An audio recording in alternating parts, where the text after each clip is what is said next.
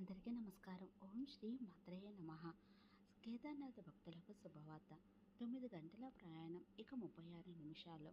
ఉత్తరాఖండ్లోని పవిత్ర పుణ్యక్షేత్రం కేదార్నాథ్ టెంపుల్కి వెళ్లే భక్తులకు కేంద్ర ప్రభుత్వం భారీ ఊరటనిచ్చే నిర్ణయం తీసుకుంది.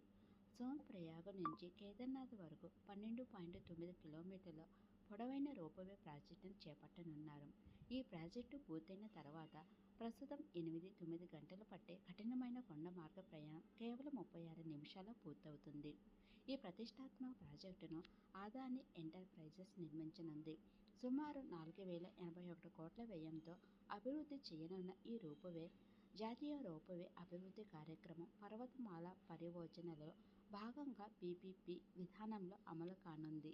అత్యాధునిక ట్రై కేబుల్, డిటాచబుల్ కొండోల సాంకేతికతతో నిర్మించబడే ఈ రోప్వే గంటకు ఒక్కో దిశలో 1,800 మంది ప్రయాణికులను తరలించే సామర్థ్యాన్ని కలిగి ఉంటుంది.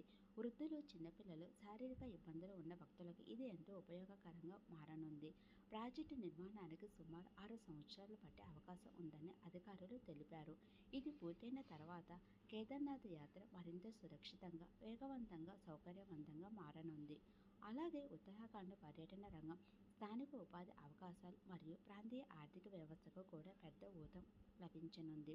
భక్తి మరియు ఆధునిక మౌలిక సదుపాయాల కలయికగా నిలిచే ఈ రోప్వే ప్రాజెక్టు భారత ఆధ్యాత్మిక పర్యాటక రంగంలో కొత్త అధ్యాయానికి నాంది పలకనుంది.